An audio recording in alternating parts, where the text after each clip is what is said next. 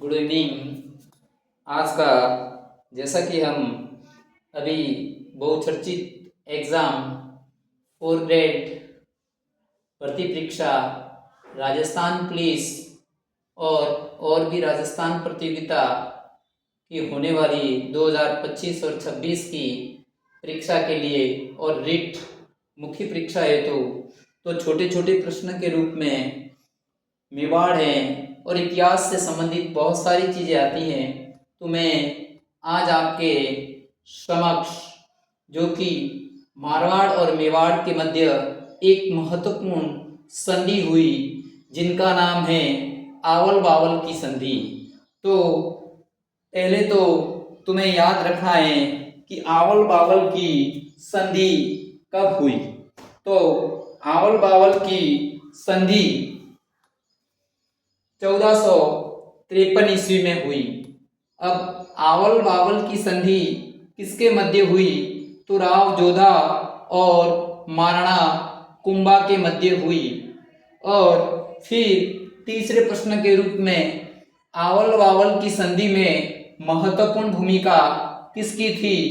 तो हंसाबाई की, जो कि राव रणमल की बहन और राव जोधा की बुआ थी। तो कहते हैं कि कुंभा के बाद, रणमल के बाद लंबे संघर्ष के 15 वर्ष के संघर्ष के बाद राव जोधा अपनी बुआ से सलाह मशविरा करते हैं और जो कि उन दोनों के मध्य बातचीत का अंतिम चर्चा के रूप में आवल बावल की संधि की सलाह पर ये हंसाबाई के सहयोग से महाराणा कुंभा स्वीकार कर लेता है। तो सबसे पहले हमको याद रखना है, पहला प्रश्न बनता है कि आवल बावल की संधि कब हुई? 1453 ईस्वी में। किस किस के मध्य हुई? राव जोधा और महाराणा कुंभा के मध्य। और इनमें मुख्य भूमिका किसकी रही? तो हंसाबाई की, जो कि राव जोधा की बुआ और कुंभा की दादी थी। तो ये हमें याद रखना है। फिर इसमें मुख्य शर्तें क्या थी? तो जैसा कि अपने पढ़ा है कि मंडोर और जोधपुर का क्षेत्र मेवाड़ वालों के पास में था, वह अधिकार करने के लिए प्रयत्नरत था।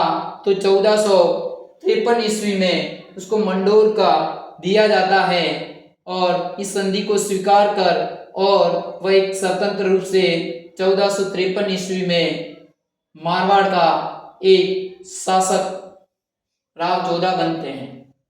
अब दोनों के मध्य कई बार एग्जाम में, आरएस के एग्जाम में मुख्य परीक्षा के हिसाब से 50 शब्दों में और 20 शब्दों में बड़े आसानी से ऐसे प्रश्न कई बार आते हैं और आगे भी आने की संभावना रहती है।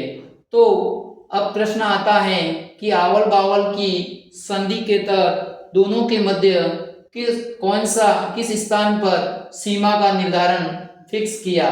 तो जैसा कि विदित है कि आवल और बावल की संधि, तो ऐसा कहा जाता है कि जहां आंवले के वृक्ष ज्यादा संख्या में थी वह मेवाड़ का क्षेत्र था और बावल यानी बबूल थे वह क्षेत्र मारवाड़ का क्षेत्र था।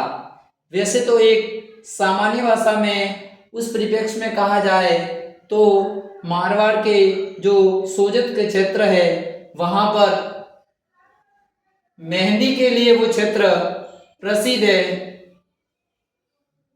और मेहंदी में जो मिक्स करने के लिए अलग पत्ते हैं तो आंवली ऐसा कहा जाता है। आंवली का एक पौधा है जो कि साल चमड़े के रंगने के लिए काम आती है और इस मेहंदी के रूप में उस आंवले के पत्ते भी मिक्स किए जाते हैं। तो मारवाड़ में देसी भाषा में हमारे सिरोही में आंवली कहते हैं। तो उनके वृक्ष थे जो भी है। तो आवल बावल की संधि के तहत एक स्थान फिक्स करते हैं, उसका नाम सोजत है। तो एग्जाम में प्रश्न आ जाता है कि आवल बावल की संधि के तहत दोनों को सीमा निर्धारित का स्थान कौन सा था, तो वो सोजत है। फिर इस संधि के तहत राव कुंभा द्वारा मंडोर वापस राव जोधा को दिए और जोधा वहां का स्वतंत्र राजा बना।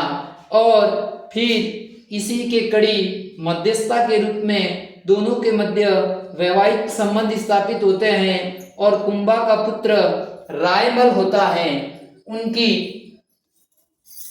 उनका विवाह जोधा की पुत्री श्रृंगार कुंवर के साथ तय होता है। तो इनसे एक तो ये राजनीतिक संधि और एक साथ ही वैवाहिक संबंध भी स्थापित हुए। तो मैं आशा करता हूँ कि मैंने जो बताई है, और बहुत बार RS3 मेंस और अन्य एग्जाम में इस तरह से ये प्रश्न आते हैं, अलग अलग तरीके से मैंने बताया था ऐसे पूछे जाते हैं। तो please Shri Umed study point एवं शॉर्ट वीडियो में सिविका स्टडी पॉइंट आप शेयर एंड सब्सक्राइब करें और ज़्यादा से ज़्यादा आप इनका फ़ायदा लें, ताकि आगे आने वाले एग्ज़ाम में आपको ज़्यादा से ज़्यादा फ़ायदा मिल सके और आप के सफलता में एक रामबाण साबित हो सके। जय हिंद, जय भारत।